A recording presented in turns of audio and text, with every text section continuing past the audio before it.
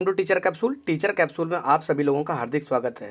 मैं मोहन सोनी आप सभी लोगों के लिए ईवीएस के अंतर्गत एक बहुत अच्छी सीरीज लेके आया हूँ। इस सीरीज का नाम है आपका ईवीएस ईयरफोन सीरीज। दोस्तों ये ईयरफोन सीरीज आपके लिए बहुत इंपॉर्टेंट है। इसकी वजह आपकी यह है कि यह आपको मिनिमम टाइम में आपको मैक्सिमम क्वेश्चंस आपको देगी। यानी कि अगर आप लोग कोई भी काम करना चाहते हैं साथ साथ में, यानी कि आप खाना खा रहे हैं, आप लेटने के लिए जा रहे हैं, आप नाश्ता कर रहे हैं या घर का कोई भी आप काम कर रहे हैं, तो ईयरफोन लगा के आप लोग मिनिमम टाइम में आप लोग मैक्सिमम क्वेश्चन आप लोग पा सकते हो। तो आइए साथियों, समय हम लोगों के कीमती है, तो हम लोग ये पूरी की पूरी सीरीज आप लोग देख लेना। ये सीरीज का आपका पहला वीडियो है, फर्स्ट वीडियो है आपका ये। तो देखिएगा, पहला क्वेश्चन आपकी नज़रों के सामने आया, इनमें से कौन वर्तमान राष्ट्रीय महिला आयोग की अध्यक्ष है। तो साथियों इसमें जो आपकी वर्तमान महिला आयोग की जो आपकी अध्यक्ष है वो आपकी कौन है, रेखा शर्मा। तो इसका करेक्ट आंसर जो आपका रहेगा ना, विकल्प नंबर बी आपका सही होगा, रेखा शर्मा। नेक्स्ट क्वेश्चन हम लोग देखते हैं। ये आपके पास क्वेश्चन नंबर सेकंड आपके पास आ चुका है। लोकसभा और राज्यसभा की संयुक्त बैठक किसके द्वारा आहूत की जाती है। राष्ट्रपति के द्वारा, लोकसभा अध्यक्ष के द्वारा, संसद या फिर राज्यसभा के सभापति के द्वारा आहूत की जाती है साथियों। तो साथियों इसका जो करेक्ट आंसर जो आपका रहेगा, लोकसभा और राज्यसभा की संयुक्त बैठक को कौन आहूत करता है, तो विकल्प नंबर आपका सही होगा, राष्ट्रपति। तो इसका आंसर आपका क्या होगा, राष्ट्रपति। दोस्तों मैं आपको बता देता हूं कि लोकसभा और राज्यसभा की संयुक्त बैठक आहूत का मतलब होता है बुलाना। तो बुलाता तो राष्ट्रपति है, लेकिन अगर आ जाए कि लोकसभा और राज्यसभा की संयुक्त बैठक की अध्यक्षता कौन करेगा, तो अध्यक्षता दोस्तों आपका लोकसभा अध्यक्ष आपका करता है। इसके साथ साथ आपका अगला क्वेश्चन आपके पास ये रहा, देखिएगा, संविधान के किस भाग में पंचायती राज व्यवस्था संबंधी प्रावधान आपका किया गया है। तो भाग 9, भाग 6, भाग 3 या फिर भाग नंबर आपका 4। तो दोस्तों संविधान के जो पंचायती राज व्यवस्था की जो आपका वर्णन किया गया वो आपका किया गया भाग नंबर 9 में। तो इस तरह से आपका विकल्प नंबर आपका ए सही हो जाएगा, भाग 9 में पंचायती राज व्यवस्था संबंधी प्रावधान आपका किया गया है।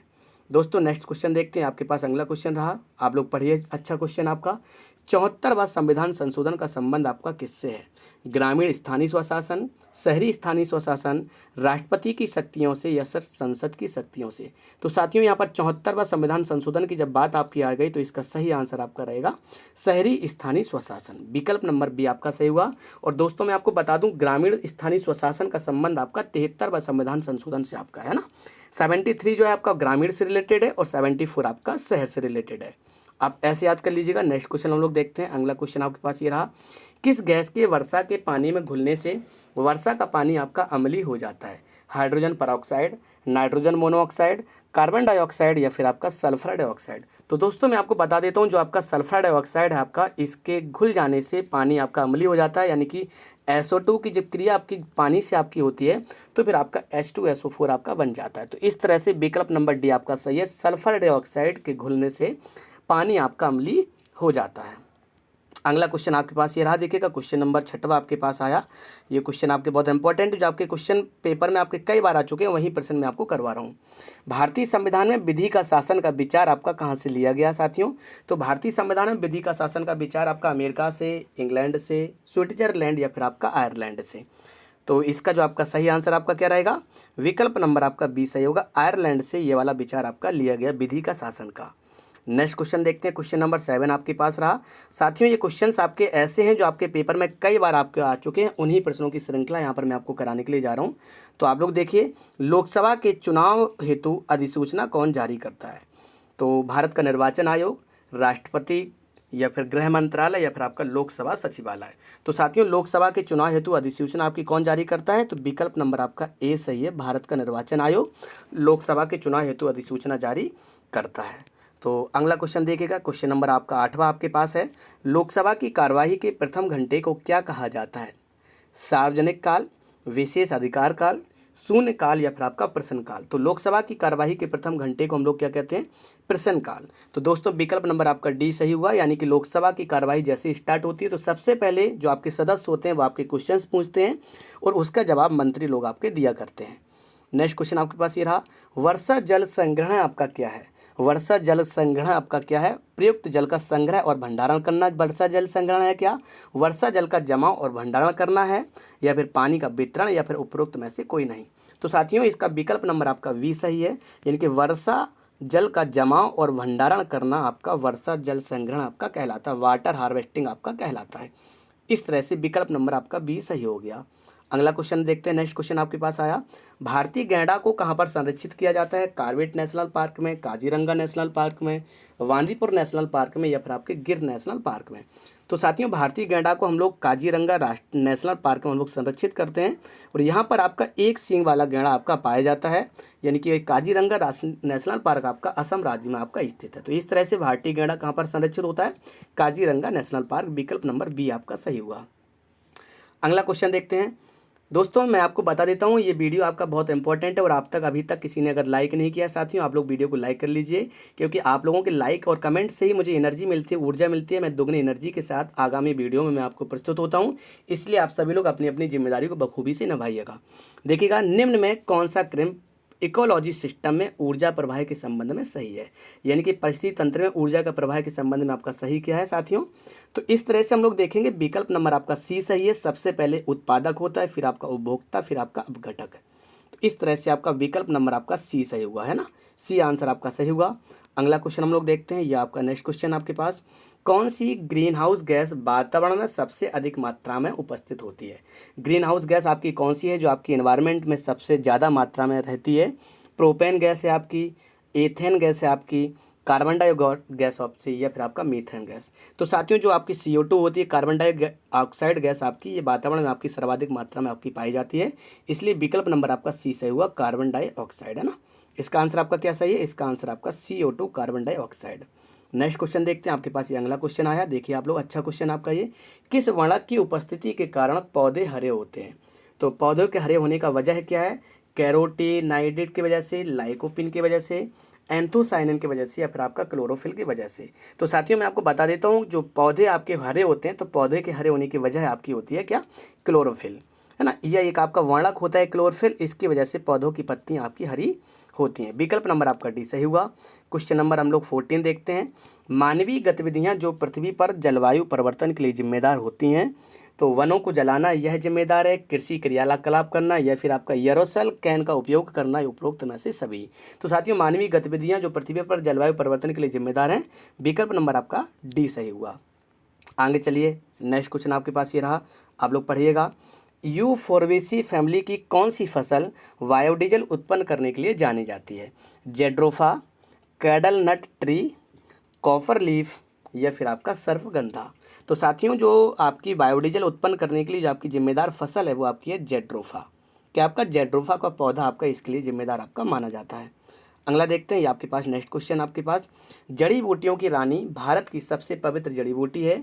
इस औषधि पौधे का हिंदू धर्म में बहुत महत्व है। इसका वनस्पति नाम आपका ओस्मियम सेप्टम है। इससे सामान्यतः किस नाम से हम लोग जानते हैं? इसे हम लोग सामान्यतः किस नाम से जानते हैं? तुलसी के नाम से, रोजमेरी, अजवाइन का फूल, या फिर आपका धनिया। तो साथियों जैसा कि आप सभी लोग जानते हो, एक पवित्र आपका पौधा है आपका ये तुलसी। आपका आंसर आपका सही है क्या? विकल्प नंबर आपका ए सही है, आपका तुलसी। आगे चलिएगा, नेक्स्ट क्वेश्चन हम लोग देखते हैं। आपके पास अगला क्वेश्चन आया, पीने के लिए सुरक्षित पानी को क्या कहा जाता है? दोस्तों ये क्वेश्चन आपका बहुत ज़्यादा इंपॉर्टेंट है, अक्सर आप लोग गलती करते हो। विकल्प नंबर ए पीने योग्य पानी, विकल्प नंबर बी आशुद्ध जल, ताज़ा जल, या फिर आपका नल का पानी। तो दोस्तों मैं आपको बता देता हूँ, पीने के लिए जो आपका सुरक्षित पानी होता है उससे हम लोग कहते हैं पीने योग्य पानी, है ना। पीने योग्य पानी, ये आंसर आपका सही है। विकल्प नंबर आपका ए सही हुआ। सामान्य तौर से हम लोग डिस्टल वाटर अशुद्ध जल लगाते हैं, जो कि आपका गलत माना जाता है।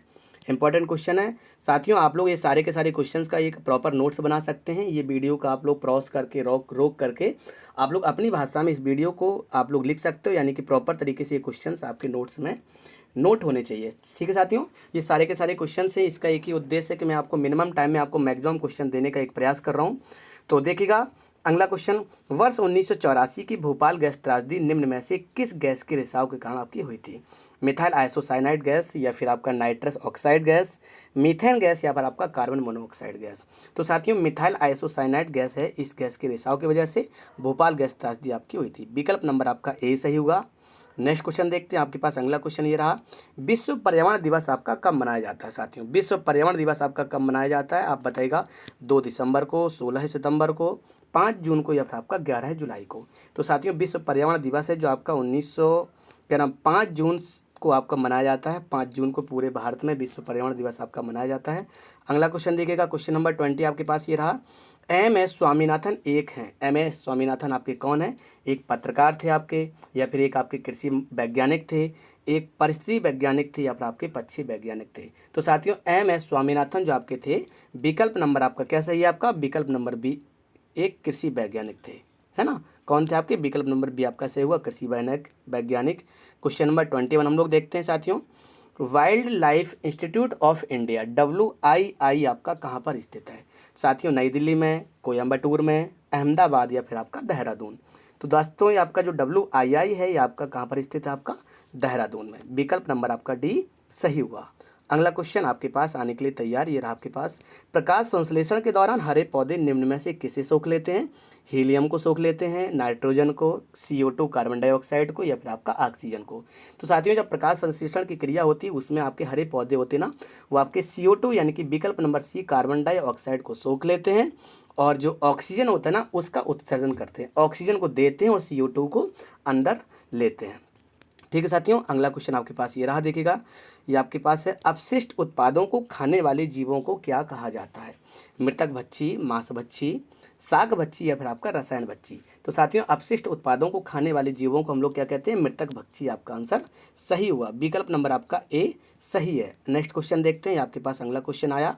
ये सारे के सारे क्वेश्चन साथियों बहुत अच्छे हैं, और ये जो सीरीज आपकी चल रही है ये आपकी चल रही है EVS earphone series. Earphone series मैंने इसलिए रखा है कि आपको ईयरफोन लगा के, ईयरफोन का सहारा लेके आप लोग मिनिमम टाइम में मैक्सिमम क्वेश्चन के जवाब दे सकते हो, और इसमें आपका आंकलन खुद हो जाएगा। आप ईयरफोन लगा के आप चीज़ों को सुनिएगा और उसके बाद आंसर करिए। मैं थोड़ा सा ठहर के ही आंसर बताता हूँ ताकि आप स्वयं उसका उत्तर का आंकलन आप लोग कर सकें।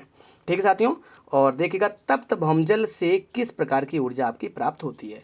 जो तप्त भौमजल यानी कि what types of energy is obtain from heated ground water. Ground water से कौन सी ऊर्जा मिलती है हम लोगों को?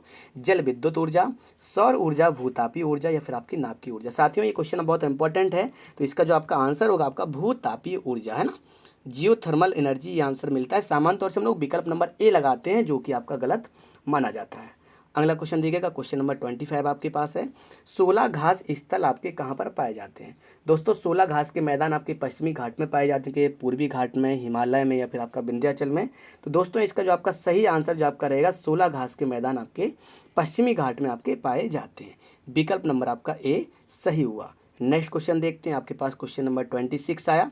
साथियों एक वीडियो में हम लोग 30 क्वेश्चंस करेंगे। सारे के सारे वीडियो में आपके 30 क्वेश्चंस होंगे, क्योंकि आपके EVS के पेपर में भी आपके 30 क्वेश्चन ही रहते हैं। तो मैं आपको मिनिमम टाइम में आपको मैक्सिमम क्वेश्चन देने का एक प्रयास करता हूँ। अभी तक वीडियो को जिसने भी लाइक नहीं किया है दोस्तों, आप लोग जल्दी जल्दी से वीडियो को लाइक करिएगा और अपने दोस्तों में शेयर जरूर कर दिया करें, है ना। आप लोग कोई भी आपसे पूछे EVS का कोई अच्छा टीचर बताएगा तो आप लोग मेरा नाम बताएगा, टीचर कैप्सूल को कमेंट किया करें, ताकि मैक्सिमम बच्चों तक टीचर कैप्सूल आपका पहुँच सके। भारत में पेलिकन पक्षी का प्रजनन केंद्र आपका कहाँ पर है? तो साथियों नेलापट्टम और कुंधारकुलम, या फिर कोकला को बेलूर, या फिर उपरोक्त सभी। तो साथियों पेलिकन पक्षी का जो प्रजनन केंद्र है आपका, ये तीनों के तीनों जगह आपका आंसर आपका सही है। नेक्स्ट क्वेश्चन देखते हैं, क्वेश्चन नंबर 27 आपके पास ये रहा आपके पास। मिनी मातर रोग ऐसी मछली खाने से होता है जिसमें अधिक मात्रा में पाया जाता है? आर्सेनिक, पारा, कैडमियम, या फिर आपका उपरोक्त सभी। तो दोस्तों मैं आपको बता देता हूँ, जो आपका पारा, जल में पारा की अधिकता से आपका जो रोग होता है वो आपका मिनीमाता रोग आपका हो जाता है। इस तरह से विकल्प नंबर बी आपका सही हुआ, है ना। पारा की अधिकता से आपका मिनीमाता रोग होता है, जबकि कैडमियम की अधिकता से आपको इटाई रोग हो जाता है। कैडमियम की अधिकता से आपको इटाई रोग आपका हो जाता है। क्वेश्चन नंबर नेक्स्ट हम लोग देखते हैं, आपके पास अगला क्वेश्चन है। ओजोन परत का अधिकतम ह्रास निम्न में से किस पर हुआ? ओजोन परत है उसको सबसे ज़्यादा क्षति, सबसे ज़्यादा नुकसान आपका कहाँ पर हुआ है? उत्तरी ध्रुव पर, दक्षिणी ध्रुव पर, भूमध्य रेखा, या फिर आपका उपरोक्त में से कोई नहीं। तो दोस्तों मैं आपको बता देता हूँ, ओजोन परत का अधिकतम ह्रास आपका हुआ है दक्षिणी ध्रुव पर, साउथ पोल पर, है ना। तो विकल्प नंबर आपका बी सही है। एक्चुअली क्या है कि इसका आंसर जो आपका है, अंटार्कटिका जो आपका महाद्वीप है ना, अंटार्कटिका द्वीप, उसमें सबसे बड़ा ओजोन का होल देखा गया, सबसे बड़ा छिद्र देखा गया। और जो अंटार्कटिका है वह आपका दक्षिणी ध्रुव यानी कि सदर्न पोल पर आपका स्थित है। इसलिए आंसर आपका अगर अंटार्कटिका है तो वह भी सही है, दक्षिणी पोल आपका आ जाए तब भी आपका आंसर सही है। नेक्स्ट क्वेश्चन देखते हैं साथियों, ये आपका आज की क्लास का आपका सेकंड लास्ट क्वेश्चन है। इनमें से कौन सा भारत का प्रथम मुख्य न्यायाधीश है? M पतंजलि शास्त्री, मेहर चंद्र महाजन, हीरा लाल जे कानिया, या SR दास। तो दोस्तों भारत का प्रथम मुख्य न्यायाधीश जो आपका था, chief justice of India first पहला था हीरा लाल जे कानिया साहब। विकल्प नंबर आपका सी सही है, हीरा लाल जे कानिया जी भारत के प्रथम मुख्य न्यायाधीश आपके माने जाते हैं। और ये आपका अंतिम क्वेश्चन है साथियों, देखिएगा, रेड डाटा बुक किससे संबंधित प्रदूषण है? रेड डाटा बुक किससे संबंधित प्रदूषण है? नदियों में, घटता भूजल जल स्तर, है ना, विलुप्ति के कगार पर जीव और वायु प्रदूषण। तो दोस्तों रेड डाटा बुक जो आपका है, ये आपका विलुप्ति के कगार पर जो आपके जीव होते हैं वो आपके रेड डाटा बुक में आपके शामिल किए जाते हैं। इस तरह से ये क्वेश्चंस आपके सारे के सारे पूरे हुए। और दोस्तों अभी तक वीडियो को जिसने भी लाइक नहीं किया, आप लोग जल्दी जल्दी से वीडियो को लाइक करिए और वीडियो को शेयर जरूर किया करें आप लोग, क्योंकि ये टीचर कैप्सूल चैनल आपका स्वयं का है। जितना आप लोग इसमें प्यार देंगे, जितना मोहब्बत करेंगे आप लोग टीचर कैप्सूल को, आपका टीचर भी दुगनी मेहनत के साथ, दुगनी एनर्जी के साथ आगामी वीडियो में आपके सामने प्रस्तुत होगा। ठीक है साथियों, इस तरह से आप लोग स्वस्थ रहें, मस्त रहें, बिंदास रहें। Okay, bye bye, take care.